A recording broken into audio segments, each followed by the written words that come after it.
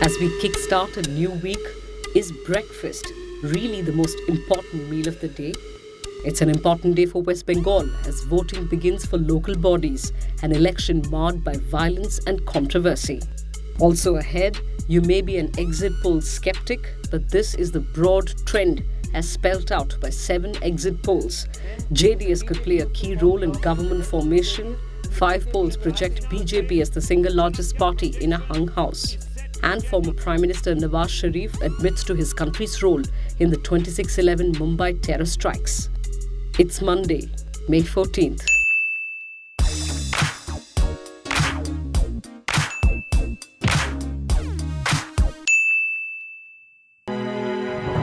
It isn't every day that Panchayat elections make national headlines.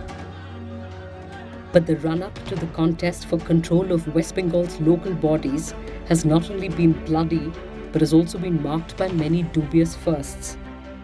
For instance, as polls open today, Mamata Banerjee's ruling Trinamool Congress has already got a walkover in a record number of seats. 34% of the seats were declared uncontested. An uncontested seat is one where there is only one candidate, mostly of the party that's presently in power, as is the case in West Bengal. While the state has traditionally seen a high number of uncontested seats, the 2018 Panchayat elections has set a new record. Take a look at these. Gram Panchayat 34.6% uncontested seats, Panchayat Samiti 33.2% uncontested seats, Zilla Parishad 24.6% of uncontested seats. The total percentage of uncontested seats could in fact go up to around 40%, as per some experts, if one were to take into account the dummy candidates fielded by the ruling party and the Trinamool dissidents in the fray. The last time Panchayat polls in West Bengal saw a spike in uncontested seats was in 2003, when the CPIM was in power. So, is there a dearth of candidates? Quite the contrary. It wouldn't be an exaggeration to say violence has been institutionalized in West Bengal's electoral history, and intimidation of potential candidates is pretty much the norm. In this case, though, the Supreme Court on Friday ordered that results to these 34% uncontested seats be withheld till the next hearing on the 3rd of July. The court also directed the State Election Commission to ensure that the election is held in absolute fairness, keeping in view the concept of purity of an election in a democracy. But do Panchayat elections hold significance beyond determining who governs our rural bodies? In West Bengal it does. Here's why. Close to 40 of the 42 Lok Sabha seats in West Bengal are rural or semi-urban. Or in other words, 70% of West Bengal's population is rural or semi-urban, which in turn means control over rural bodies is a must for political parties ahead of the 2019 Lok Sabha elections. Talking of 2019, results to the Karnataka state election is certainly being seen as a straw in the wind. Votes will be counted tomorrow. Meanwhile, here's what exit polls are saying. 5 of the 7 exit polls conducted by news networks say the BJP will emerge the single largest party in a hung house.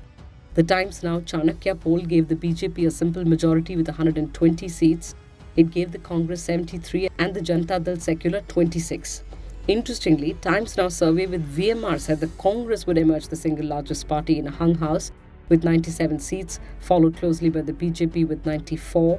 The survey gave the Janata Dal Secular 28. The ABPC voter survey gave the BJP between 104 and 116 seats, the Congress between 83 and 94, the JDS between 20 and 29. NewsX CNX said the BJP would get between 102 and 110, the Congress between 72 and 78, and the JDS between 35 and 39. News Nation gave the BJP between 99 and 108, the Congress between 75 and 84, Janata Dal Secular between 31 and 40. The Republic Jan Ki Baat poll gave the BJP 104, the Congress 78, and the Janata Dal Secular 37. Now, Chief Minister Siddaramaiah, who's hoping to duck the state's electoral trend over the last few decades. Remember, Ramakrishna Hegde was the last Chief Minister to come back for a second term. That was way back in 1985. Siddaramaiah has dismissed the exit polls, tweeting to party workers not to worry about the polls and signing off saying, "We're coming back." Net-net, with such disparate projections, what does one make of the numbers? One commonality is the potential role of kingmaker that the Janata Dal Secular would play. We've already seen Prime Minister Modi reach out to Deve Gowda on the campaign trail. Two of the reasons the JDS is more likely to go with the BJP are A. Both parties have different support bases, and B. The BJP is in power at the centre. Yes, Mr. Gowda's son, H.D. Kumaraswamy, who was Chief Minister under the earlier BJP-JDS arrangement, was to rule for 20 months and then cede to the BJP. He didn't, but it appears the BJP would be willing to forget that. As the saying goes, there are no permanent friends or enemies in politics. So, what stops the JDS as potential kingmaker from backing the Congress? Primarily this man, Chief Minister Siddaramaiah. Siddaramaiah was once a trusted leader of the Janata Dal Secular and had a bitter parting of ways with the party. And Deve Gowda will not ally with the Congress and make Siddaramaiah Chief Minister again. In an indication that the Congress recognizes this fact, the Chief Minister on Sunday said he would be willing to step aside for a Dalit leader to occupy the chair. ನಂದೇನು ತಕರಾರು ಇಲ್ಲ high command ಅವ್ರು ದಲಿತ CM ಮಾಡ್ತೀನಿ ಅಂದ್ರೆ ಮಾಡ್ಕೊಳ್ಳಿ ಅಂತೀನಿ. 10 years after the attack comes the admission. Former Pakistan Prime Minister Nawaz Sharif has said non-state actors, without naming Mumbai attack mastermind Hafiz Saeed's LET and Maulana Masood Azhar's Jaish-e-Mohammed, he said non-state actors are central to Pakistan's foreign policy. In an interview to the Pakistani newspaper Dawn, Sharif said, "It's absolutely unacceptable to allow non-state actors to cross the border and commit terrorism there. Militant organizations are active. Call them non-state actors. Should we allow them to cross the border and kill 150 people in Mumbai? Explain it to me. Why can't we complete the trial?"